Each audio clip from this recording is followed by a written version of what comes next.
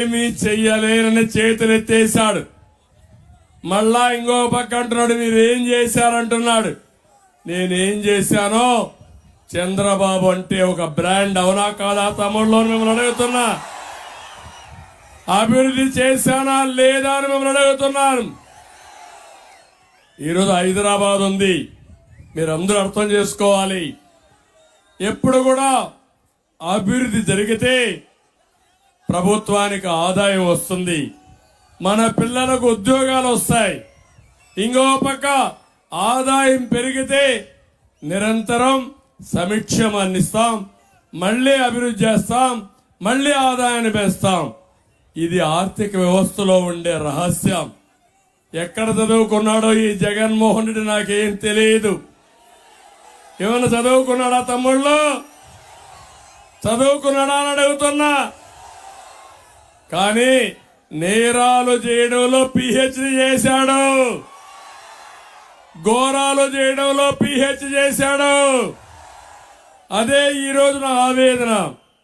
మీలో ఒక ఆవేశం చూస్తున్నా, ఒక ఆగ్రహం చూస్తున్నా, తీవ్రమైన మనోవేదన చూస్తున్నా.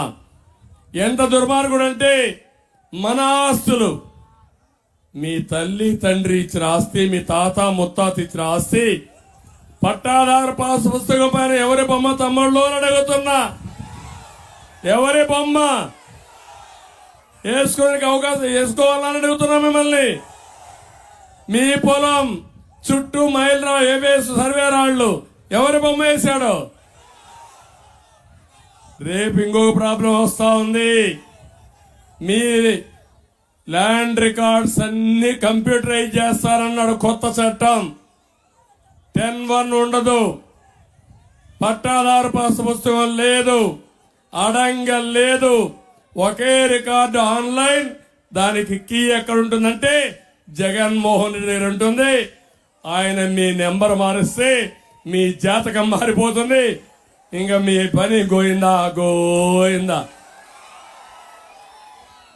మీ ఆస్తికి భద్రత కావాలా అని లేదా అని మిమ్మల్ని అడుగుతున్నా.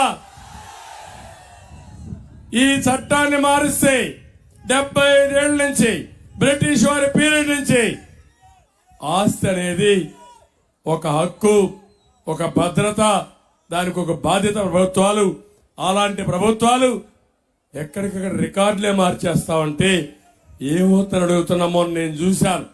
ఒంటెమిట్ట ఒక పేద కుటుంబం, చేనేత కుటుంబం, 4 ఎకరాల భూమి ఉంది, అప్పుల పాలైపోయాడు. ఆ 4 ఎకరాలు అమ్మి అప్పు కట్టేద్దాం అనుకుంటే ఇమ్మీడియట్ గా మీరు చూస్తే ఆ పేరు వేరే వాళ్ళ పేరు పెట్టేశారు. ఆ భూమి ఆయన పేరు లేదు. ఆన్లైన్ లో ఊరూరు తిరిగాడు, అందరు రాజకీయ రంగం తిరిగాడు, డబ్బులు ఇచ్చాడు, కానీ పని కాలేదు. కడాన రైలు కింద పడి ఆత్మహత్య చేసుకున్నాడు. ఆ వార్త అని మా తల్లి కూతురు కూడా రైలు కింద పడి చనిపోయే పరిస్థితికి వచ్చారు. నిన్నే మీరు చూశారు ఢిల్లీలో ఒక అమ్మాయి, శ్రీలక్ష్మి అనే ఒక అమ్మాయి ఢిల్లీలో బొటన వేలు కట్ చేసుకునింది.